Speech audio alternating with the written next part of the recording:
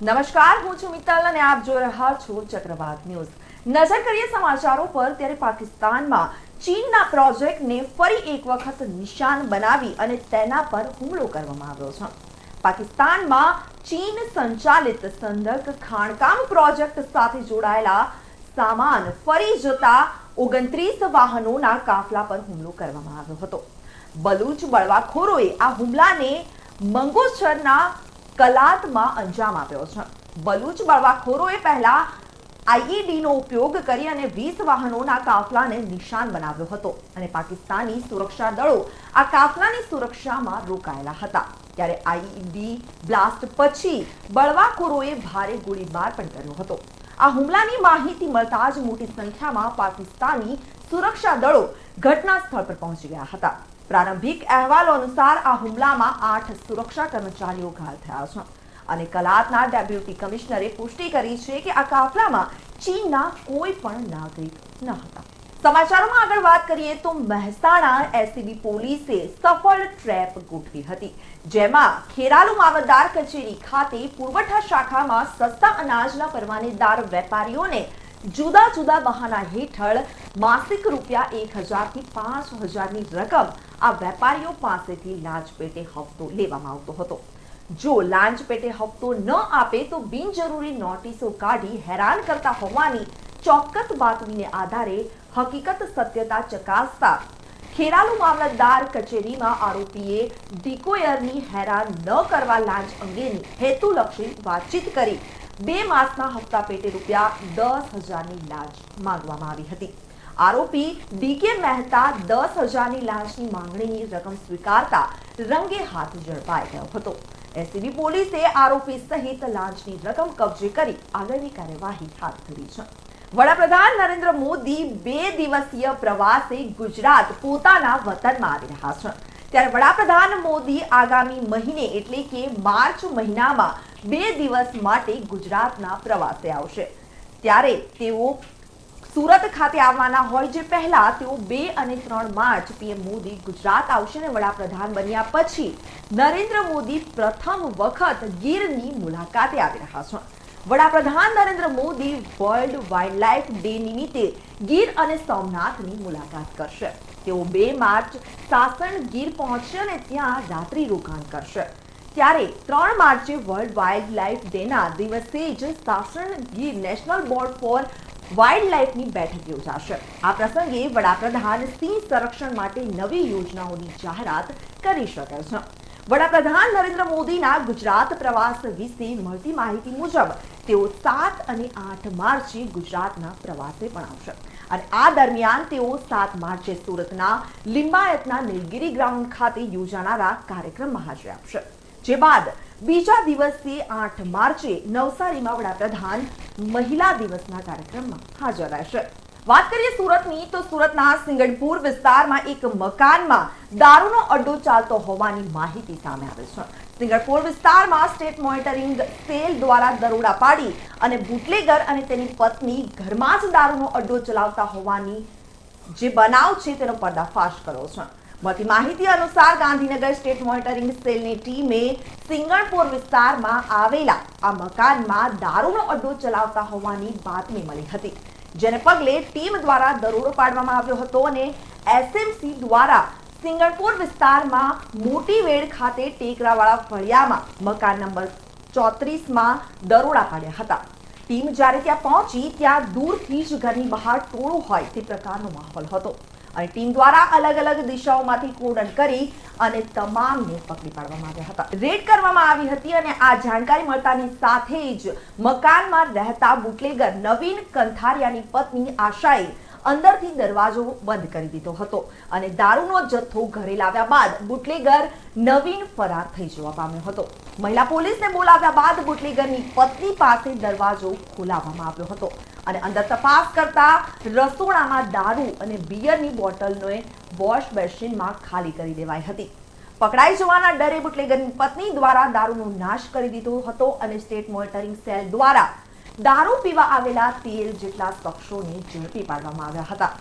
Listed બુટલેગરો Navneet ઉર્ફે નવીન પ્રવીણભાઈ કંથારિયા, તેની પત્ની આશા કંથારિયા અને દારૂનો જથ્થો આપનારને વોન્ટેડ જાહેર કરવામાં આવ્યા છે। બુટલેગર નવીન બપોરના સમયે દારૂ લઈ અને આવ્યો હતો અને ત્યારબાદ પત્નીને આપી અને તે જતો રહ્યો હતો। હાલ તો આ બાબતે સિંગણપુર ડભોલી પોલીસ સ્ટેશનમાં ગુનો દાખલ કરી વધુ તપાસ હાથ ધરવામાં આવી છે। કલોલ કલ્યાણપુરા પુલ નીચે 2 દિવસ પહેલા રાત્રે એક ગંભીર ઘટના સામે આવી હતી। રાત્રે 9:30 થી 10 વાગ્યા દરમિયાન પાણીપુરી ખાવાની બાબતે થયેલા ઝઘડામાં 2 આરોપીઓએ 17 વર્ષીય કિશોર પર છરીથી હુમલો કર્યો હતો। આરોપીઓ શાહરૂખ ઇસ્માઇલ દિવાન અને ફેઝલ ઉર્ફે જલેબી મોહમ્મદ શેખ રાહુલ કુશવાહ નામના સગીર પર હુમલો કરવામાં આવ્યો હતો। આરોપીએ રાહુલને છાતી અને પીઠ પર છરીના 3 ઘા મારી ગંભીર ઈજા પહોંચાડી હતી।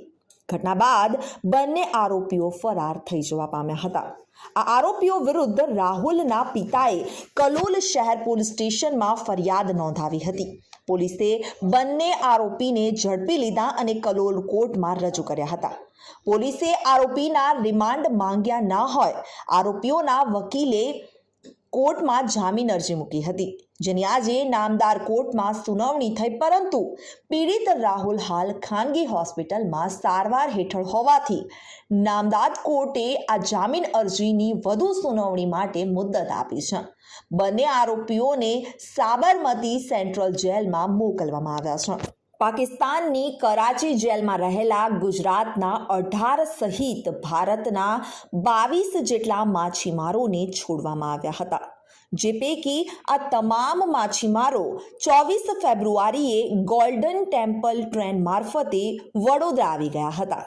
અહીંથી આ માછીમારોને તેમના વતનમાં જવા વિદાય આપવામાં આવી હતી। આ સિવાયના હજુ પણ પાકિસ્તાનમાં સડી રહેલા 150 માછીમારોએ પોતાની વેદના ઠાલવતો દર્દભર્યો પત્ર લખી તેમના સાથી મિત્રો સાથે મોકલ્યો છે।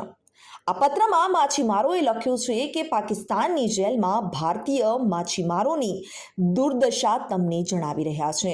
અમે અહીં 150 માછીમારો છીએ। 2 વર્ષ પહેલા અહીંથી સુપ્રીમ કોર્ટ દ્વારા અમને અમારી સજામાંથી મુક્ત કરી દીધા છે, તેમ છતાં અમે અહીં કેદ છીએ। અહીંથી બહાર ન નીકળવાના ટેન્શનમાં લગભગ બધા માછીમારો માનસિક રીતે બીમાર થઈ ગયા છે।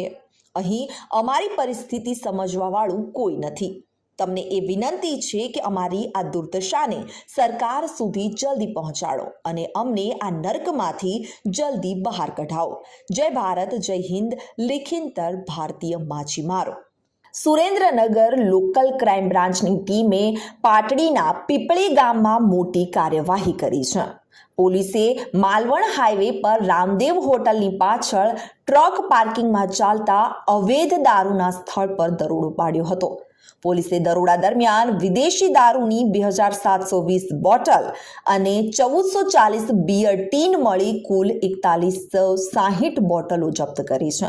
આ દરોડામાં રાજસ્થાન પાર્સિંગની ટ્રક અને એક મહિન્દ્રા પિકઅપ વાન સહિત કુલ ₹28.29 લાખનો મુદ્દામાલ જપ્ત કરવામાં આવ્યો છે।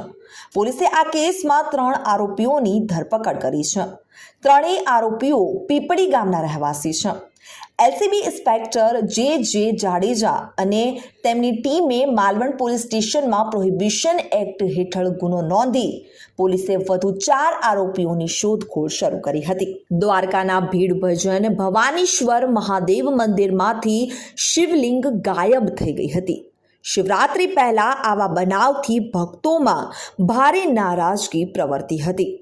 આ બનાવ હર્ષદ દરિયા કિનારે આવેલા મહાદેવના મંદિરમાં બનવા પામી હતી। આ પૌરાણિક મહાદેવ મંદિરમાંથી શિવલિંગ કોઈ ઉઠાવી ગયું હોય, જેને લઈ ભક્તોમાં રોષ ફેલાયો હતો। શિવલિંગ કાઢી અને દરિયા સુધી લઈ ગયા હોવાના પુરાવાઓ પણ મળતા લોકોમાં ભારે ફિટકાર વરસાઈ હતી। દરિયા કિનારે આવેલ ભીડભજન ભવાનીશ્વર મહાદેવ મંદિરમાંથી શિવલિંગ ગાયબ થતા પોલીસ દ્વારા તમામ વિસ્તારને કોર્ડન કરવામાં આવ્યો છે। ત્યારે આ બનાવને લઈ ડીવાયએસપી સહિતનો કાફલો ઘટના સ્થળ પર પહોંચ્યો હતો। અમરેલી જિલ્લાના કુકાવાવ તાલુકાના દેવ ગામની સીમમાં એક ચોંકાવનારી ઘટના સામે આવી છે। લવાભાઈ વીરજીભાઈ રાદડિયાની વાડીમાં મજૂરી કામ કરતા 35 વર્ષીય રેવિયાબેનને મૃતદેહ 110 ફૂટ ઊંડા પાણી ભરેલા કૂવામાંથી મળ્યો છે. ફાયર કંટ્રોલ રૂમને માહિતી મળતા જ અમરેલી ફાયરની ટીમ અને સ્થાનિક પોલીસ ઘટના સ્થળ પર પહોંચી ગયા હતા. Fire officer S.C. ગઢવીની આગેવાની હેઠળ ટીમે માત્ર 25 મિનિટમાં રેસ્ક્યુ ઓપરેશન પૂર્ણ કર્યું હતું અને ફાયરની ટીમના પ્રવીણ ચૌહાણ, સૌજી ડાબી, કૃષ્ણ ઓળકિયા, સાગર પુરોહિત અને અરુણ વાઘેલા સહિતના જવાનોએ આ મુશ્કેલ કામગીરી સફળતાપૂર્વક પાર પાડી હતી. મૃતક મહિલાના મૃતદેહને પોસ્ટમોર્ટમ માટે સ્થાનિક હોસ્પિટલમાં ખસેડવામાં આવ્યો છે. પોલીસે પરિવારજનોના નિવેદન નોંધવાનું શરૂ કર્યું છે અને મહિલા કૂવામાંથી કેવી રીતે કૂવામાં પડી તે અંગે પોલીસ તપાસ કરી રહી છે. તો સમાચારોમાં અત્યારે બસ આટલું જ. વધુ સમાચાર માટે જોતા રહો ચક્રવાત ન્યૂઝ.